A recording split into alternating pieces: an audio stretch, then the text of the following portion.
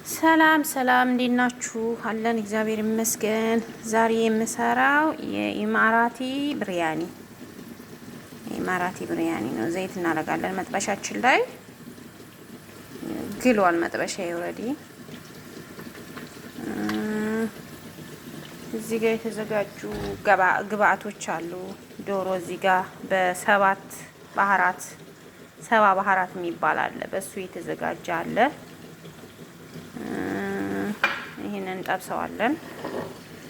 እዛ ከጠበስነው በኋላ ደግሞ ወደ ቀጣዩ ፓርት እንሄዳለን ማለት ነው።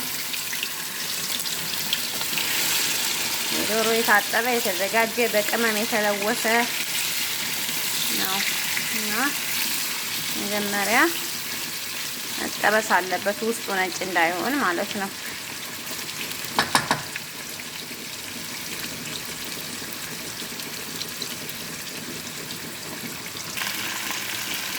ከዛ እዚህ ጋር ለሮዛችን ውሃ ደግሞ እናዘጋጃለን። አራት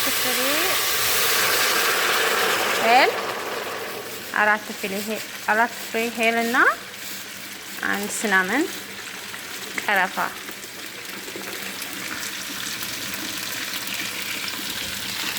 ዶሮአችን እስከሚበስል ሩዛችንን እናዘጋጃለን ማለት ነው። ሩዝ ግን በደንብ አይበስልም። እሺ ትንሽ አንድ ሁለቴ ብቻ ፈላ ካለ ይበቃለን። ከዶሮ ጋር ስንቀላቅለው እንዳይበጣጠስብን ማለት ነው። በደንብ አይበስልም ሩዙ።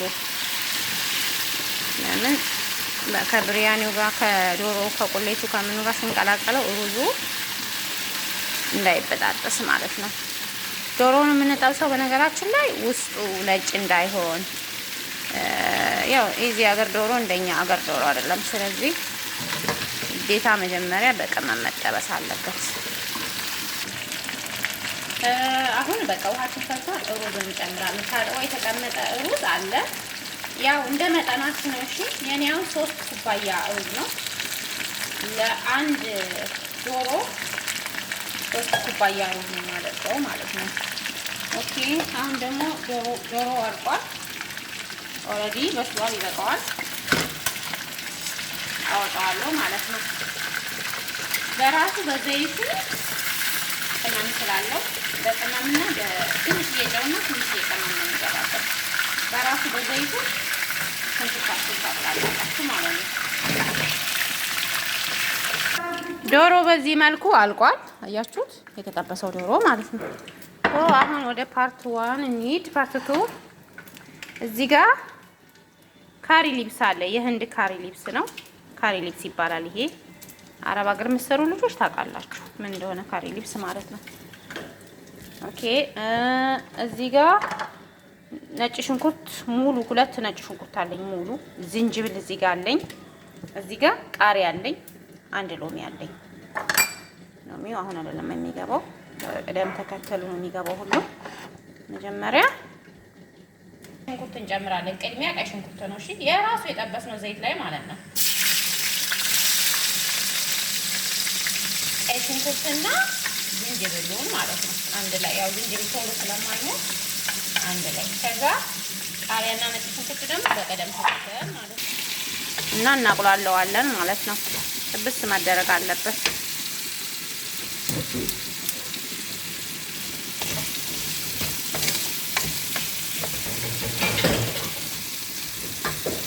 ያው እንደ ሰዎቻችሁ ዘይት የማይወዱ ከሆነ ዘይት መቀነስ ትችላላችሁ። ያው ሌላው ነገር ላይ ዘይት ስለሌለ እዚህ ጋር ዘይት በዛ ይላል ማለት ነው።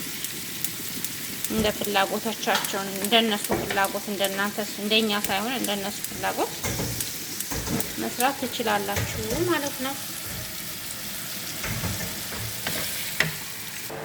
አሁን ይሄ ከ10 ደቂቃ በኋላ ነው እንደዚህ ሆነው ማለት ነው። ከዛ ነጭ ሽንኩርቱንና ቃሪያውን እንጨምራለን ማለት ነው።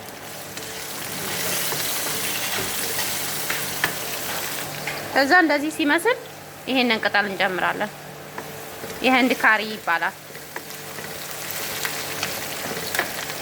ከዛ በኋላ 3 ቲማቲም ማክሲመም 3 ቲማቲም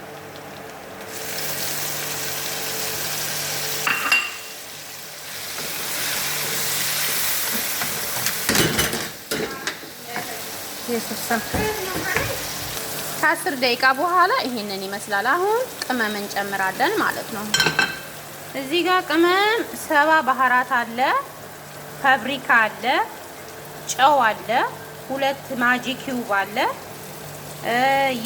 የብሪያኒ ቅመም አለ፣ እርድ አለ፣ ብላክ ፔፐር አለ፣ ፍልፍል አስዋት ማለት ነው። አንድ ላይ እነዚህ ይገባሉ ቅመሙ ላይ ማለት ነው።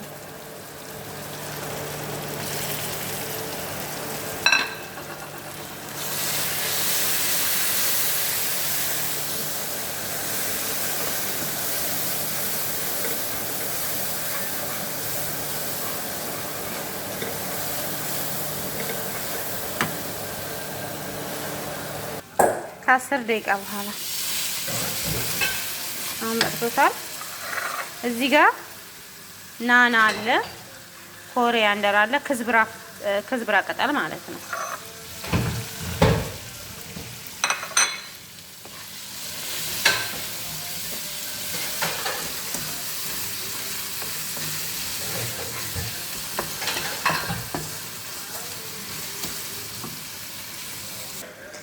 ከዛ ሎሚ እዚህ ጋር 1 ሎሚ ውሃ አለ እንጨምራለን። ቅርፊቱ ራሱ ይገባል። እሺ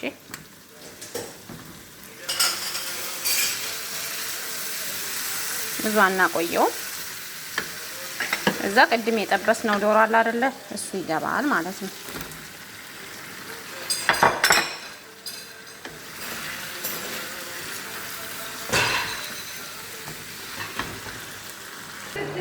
ከ10 ደቂቃ በኋላ ይሄንን ይመስላል። ከዛ እዚህ ጋር የተጠበሰ ድንች አለን። ድንች ይገባል። የተጠበሰ ነው ኦልሬዲ ማለት ነው። እዚህ ጋር የሽምብራ ዱቤ የተቀቀለ አለን።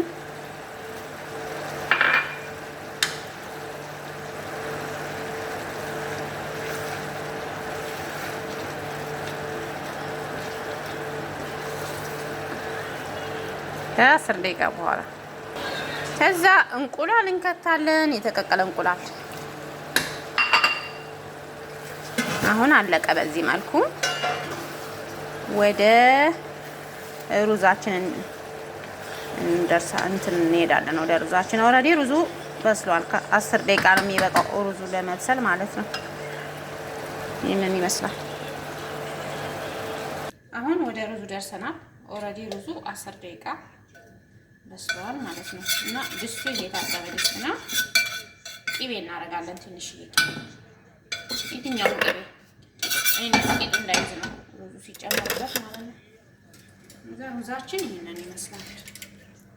እንደዚህ ነው እንትኑ ስትሰሩት አይበጣጠስባችሁም። እንደዚህ ነው መሆን ያለበት ሩዝ። በቃ ይሄ 10 ደቂቃ የበሰለ ሩዝ ነው ማለት ነው።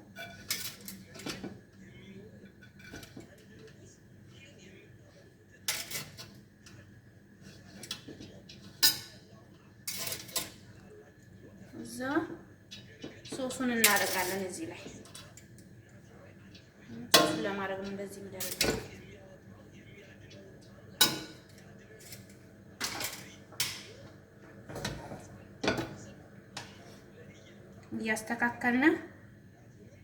እያስተካከልን እናደርጋለን ማለት ነው።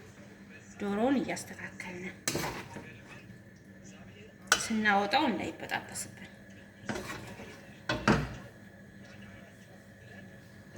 ሰፋ ባለ ድስት ቢሆን ይመረጣል፣ እፍን እንዳይለባችሁ።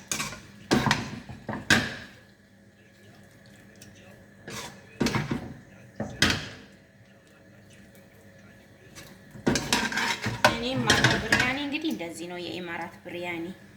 ከዚህ የበለጠ ደግሞ የምታውቁ ካላችሁ አስተያየት ኮሜንት አድርጉልኝ።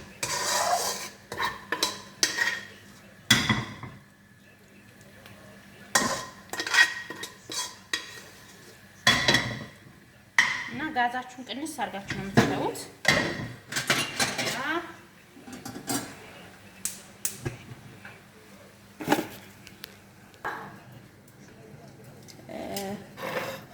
ይሄ ሩዙ እንዳለ ሆኖ እንትን ትጨምሩበታላችሁ። ትንሽዬ ኮሪያንደር ከመሀሉ ላይ ሶሱ ላይ ማለት ነው። እጄ ንጹህ ስለሆነ ነው። እሺ በእጄ የምጠቀመው። እዛ ሩዙን ትጨምራላችሁ።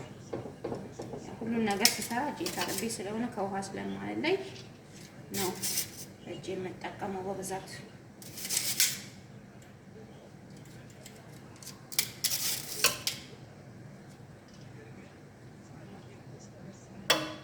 ሶሱ እንዳይታይባችሁ ሩዙን በደንብ ሽፍን አድርጉት። በኋላ ስታወጡ ሩዙ እንትኑ ነጩን ለብቻ ቢጫውን ለብቻ ስለሆነ የምታወጡት ማለት ነው። ሙሉ በሙሉ ቢጫ አልሆነም። አሁን ስታዩት እንትኑ ሶሱ ቀይ ይመስላል፣ ግን በኋላ ሲገለበጥ ቢጫ ነው የሚሆነው። እዚህ መልኩ ቀጥታ እንግዲህ ተዘረከረክነ ማድረግ አይቻልም። እዚህ መልኩ ጨረስን ማለት ነው። ከዛ ቅቤ ይደረግበታል። ራሱ ይቀልጣል። ራሱ ስለሚቀልጥ ዝም ብዬ እንደዚህ የሚያደርግበት።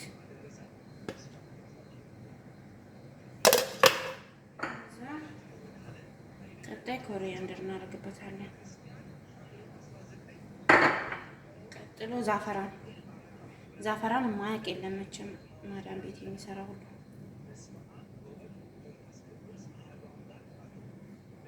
እዛ እንትን እናደርጋለን አሪፍ እንዲሆን ማለት ነው። ሎሚ እንደርድርበታለን ጣዕሙ እንዲመጣ። ከዛ ከሰል እናደርጋለን። መንዲ ላይ የሚደረጋል፣ ብሪያኒ ላይ የሚደረጋል። እንደ ሰው እንትን ነው።